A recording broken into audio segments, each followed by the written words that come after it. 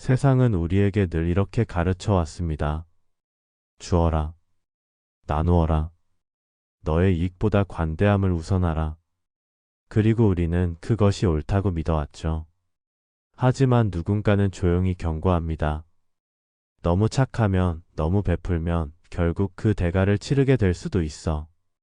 우리가 사는 세상은 항상 주는 만큼 돌려받는 곳이 아닙니다. 아름다운 마음을 가진 이들이 자신의 시간과 에너지, 그리고 자원을 끝없이 내어주다 지쳐버리는 이야기는 결코 드문 일이 아니죠. 오늘 우리는 너무 좋은 사람이 될 때 우리에게 일어나는 8가지 부작용과 그 상황을 현명하게 다루기 위한 4가지 스토아 철학적 전략을 이야기하려 합니다. 1. 사람들에게 비현실적인 기대를 갖게 된다. 착한 마음은 처음엔 참 따뜻합니다. 누군가 힘들어할 때 손을 내밀고 아무 말 없이 시간을 내어주고 심지어 내 사정을 잠시 미뤄두더라도 그 사람을 먼저 챙기는 일. 그 순간에는 나도 모르게 기대가 피어오릅니다. 나도 힘들 때 이렇게 해줄 거야. 내 마음을 알아줄 거야. 이런 진심은 반드시 전해질 거야. 하지만 세상은 우리의 마음속 시나리오대로 흘러가지 않습니다. 내가 건넨 진심이 상대방의 마음에서 같은 무게로 돌아오지 않는 순간 마음 깊은 곳에서 서운함이 올라옵니다. 그 서운함은 쉽게 사라지지 않죠. 작은 섭섭함이 쌓이고 그 섭섭함이 차갑게 굳으면 실망이 되고 실망이 깊어지면 결국 거리가 만들어집니다.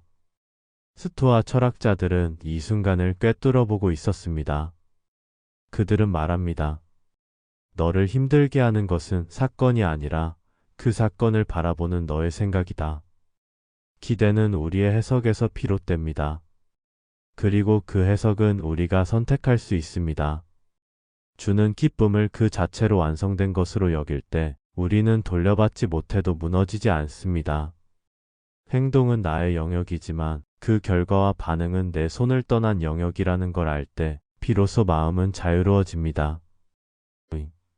사람들은 그저 당신이 주기만을 원하게 된다. 처음에는 감사 인사와 미소가 돌아오지만 시간이 지나면 그것마저 사라집니다.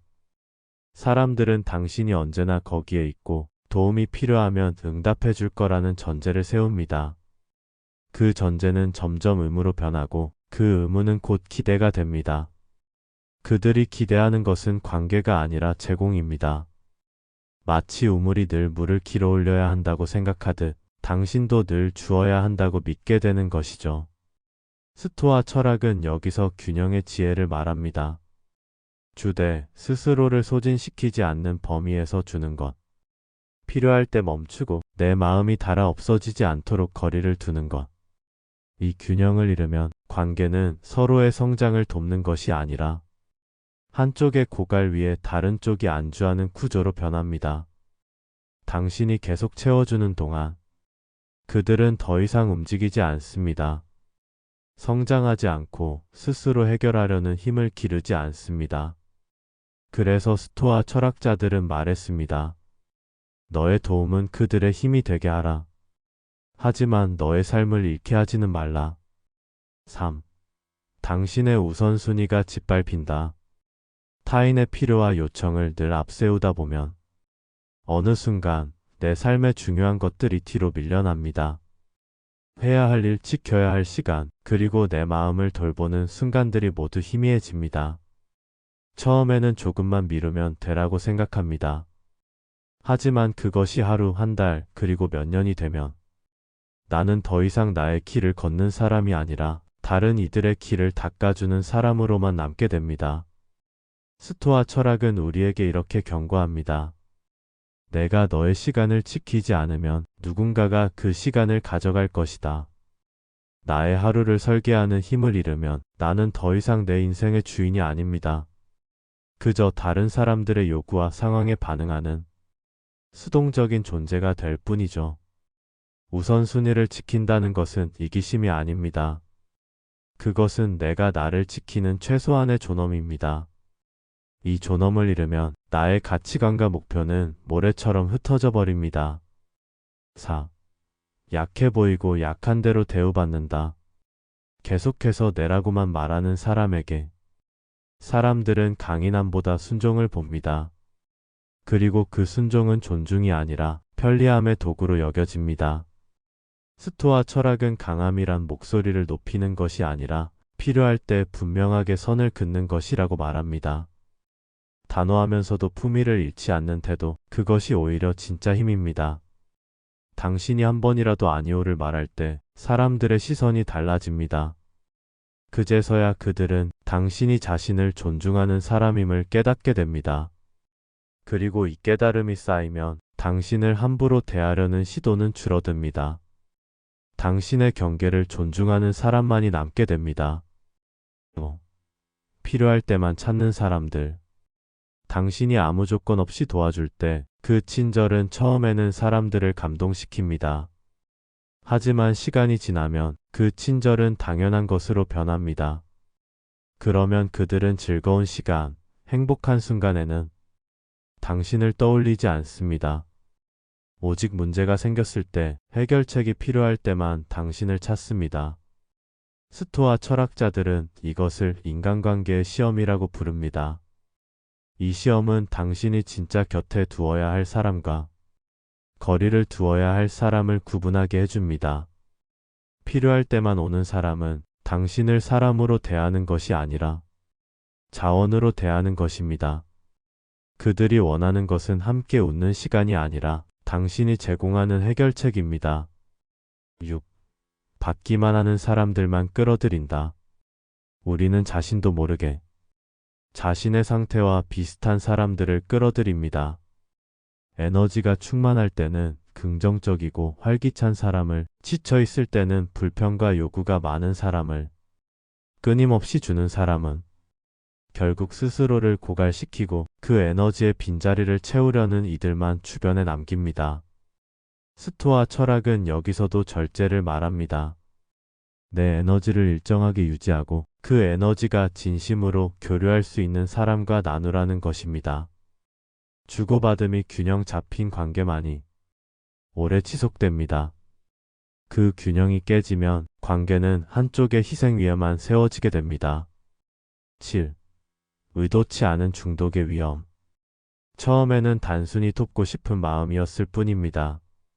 누군가가 어려움에 빠졌을 때 손을 내밀고 그 손이 상대를 일으켜 세우는 순간의 따뜻함을 느끼는 것. 그 감정은 고귀하고 순수하며 우리 모두가 간직하고 싶은 인간다움의 일부입니다. 하지만 그 순간의 만족감이 쌓이고 쌓이다 보면 그것이 하나의 습관이 됩니다. 그리고 어느새 도와주는 나라는 정체성이 내 존재의 중심에 자리 잡게 됩니다. 문제는 그 정체성을 잃을까 두려워서 도움을 멈추지 못하는 상태가 온다는 것이죠.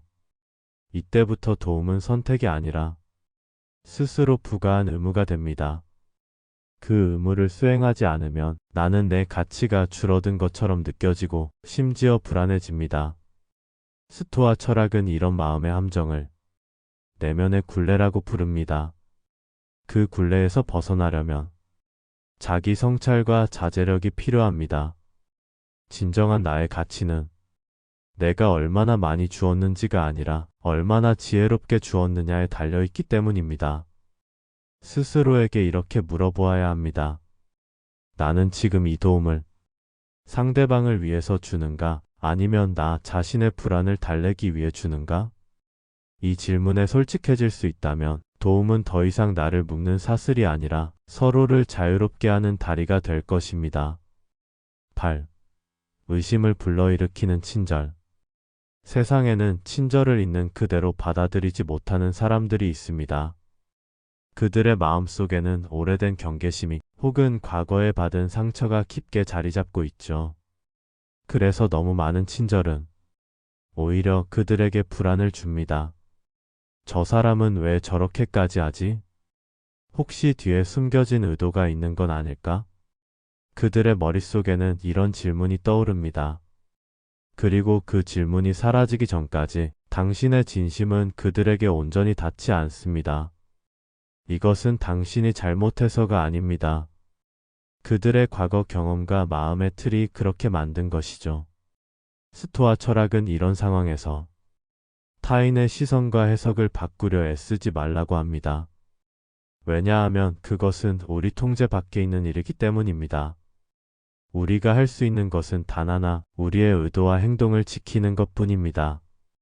의심을 거두려 노력하는 대신 그 의심이 내 마음을 흐리지 않도록 두는 것. 그것이 진정한 평정이자 자유입니다. 그리고 시간이 흐르면서 당신의 친절이 변함없이 이어진다면 그 경계심은 조금씩 옅어질지도 모릅니다. 하지만 그마저도 보장할 수 없는 일입니다. 그래서 스토아 철학자는 이렇게 말합니다. 그대의 선함은 타인의 수용 여부에 매이지 말라. 그대의 선함은 그대의 선택에 의해 존재한다. 다음은 스토아적 해법 4가지입니다. 1. 경계 세우기. 스토아 철학자들은 인간관계에서도 자신의 내면을 지키는 경계가 반드시 필요하다고 말했습니다. 그 경계는 단순히 여기까지라는 선 하나가 아니라 나의 삶을 지탱하는 구조물과 같습니다. 경계가 없는 삶은 성문이 없는 성과 같습니다. 아무도 막지 않으면 친절을 무기로 한 이들도 무심함을 방패로 한 이들도 마음 깊숙이 들어와 버립니다. 경계를 세운다는 것은 차갑게 등을 돌린다는 뜻이 아닙니다. 오히려 진심을 더 오래 지키기 위해 필요한 구조죠. 당신이 허락한 만큼만 마음을 열고 그 안에서는 온전히 따뜻함을 나누는 것. 이것이 경계 있는 친절입니다. 스토아 철학에서 말하는 경계는 자존의 방어선입니다. 그 선이 분명할수록 당신은 더 이상 사람들의 기대와 요구에 끌려다니지 않습니다. 누군가가 선을 넘을 때 미안함이 아니라 당당함으로 그건 어렵습니다 라고 말할 수 있는 힘. 그 힘이야말로 경계가 주는 선물입니다. 감정과 행동을 분리하기. 우리가 상처를 받는 이유 중 하나는 감정이 행동을 지배하게 두기 때문입니다. 분노가 올라오면 목소리가 높아지고 섭섭함이 쌓이면 말투가 달라집니다. 스토아 철학자들은 이렇게 말합니다. 감정은 파도다. 파도는 피할 수 없지만 그 위에서 방향을 잡을 수는 있다. 감정을 억누르라는 뜻이 아닙니다. 그 파도를 알아차리고 그 파도 위에서 균형을 잡으라는 것입니다. 누군가 무례하게 굴 때 우리는 그 무례함 자체를 다룰 수 없습니다. 하지만 그 순간 내 얼굴의 표정, 내가 선택하는 첫 마디, 내가 내딛는 첫 걸음은 다룰 수 있습니다. 행동이 감정에 종속되지 않도록 내면에 잠시 멈추는 공간을 두는 것. 그 공간이 클수록 우리는 더 의연하게 반응할 수 있습니다. 3. 덕을 최우선에 두기. 스토아 철학에서 가장 높은 자리에 있는 것은 덕입니다.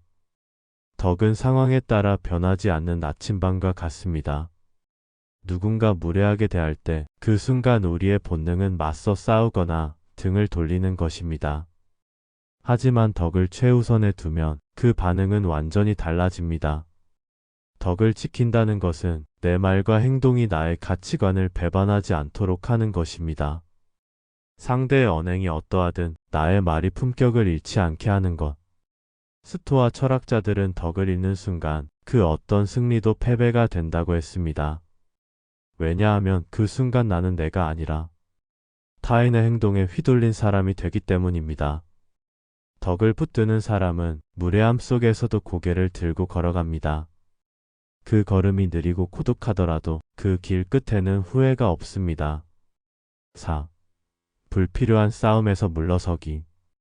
마지막으로 스토아 철학이 주는 지혜 중 하나는 모든 싸움이 가치 있는 것은 아니라는 것입니다. 우리는 종종 맞다라는 것을 증명하기 위해 많은 에너지를 씁니다. 하지만 스토아 철학자들은 묻습니다. 이 싸움이 너의 평온을 깰 가치가 있는가? 불필요한 싸움은 내 시간, 내 마음, 내 에너지를 갉아먹습니다. 때로는 맞서 싸우는 것보다 물러서는 것이 더 큰 용기가 됩니다. 물러섬은 포기가 아닙니다. 그저 내가 지켜야 할 것을 지키기 위해 덜 중요한 것을 내려놓는 선택입니다. 그리고 그 선택은 당신이 무엇을 가장 소중히 여기는지를 보여줍니다. 명예일 수도, 평온일 수도, 혹은 내일을 위한 힘일 수도 있죠. 관대함은 미덕입니다. 그러나 경계 없는 미덕은 결국 나를 해칩니다. 스토아 철학은 우리에게 중용이라는 단어를 남깁니다. 적게도 너무 많이도 주지 않는 균형. 그 속에서 우리는 비로소 평온을 지킬 수 있습니다. 이 영상이 마음에 와 닿았다면 좋아요와 구독으로 함께 걸어가 주세요. 당신과 나누는 이 시간들이 앞으로도 오래 이어질 수 있도록, 그리고 다음 이야기에서도 우리가 더 깊이, 더 단단하게 성장할 수 있기를. 오늘의 생각을 가슴에 담아 내일도 같은 자리에서 기다리겠습니다.